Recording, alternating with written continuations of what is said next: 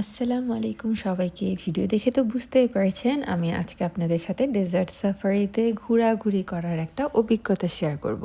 এই ভিডিওর মাধ্যমে আপনারা জানতে পারবেন দুবাই আসলে ডেজার্ট সাফারিটা ঘোরাটা আপনার বাকেট লিস্টে রাখা যাবে কিনা, আর একটা ট্যুরিজম কোম্পানি কতটা ইম্প্যাক্ট ফেলে আপনার ডেজার্ট সাফারির এক্সপেরিয়েন্সটা কতটা ভালো হবে সেটার উপর।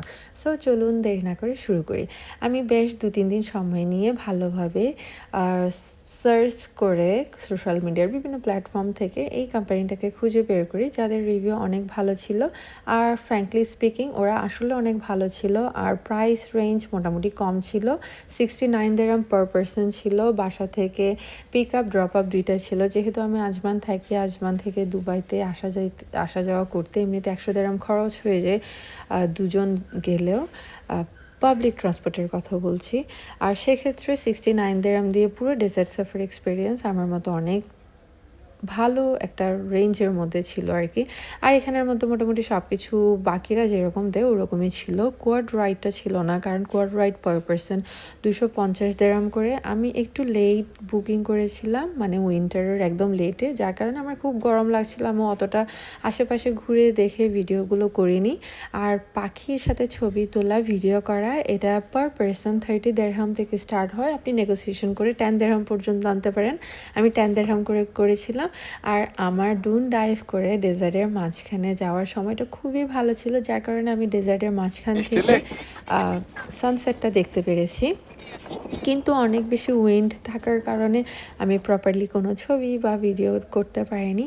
বাট ফ্র্যাঙ্কলি স্পিকিং ডুন ডাইভটা আমার ফার্স্ট টাইম ছিল, আর আমার এতটা ভালো লেগেছিল যেটা আমি আসলে চিন্তা করিনি।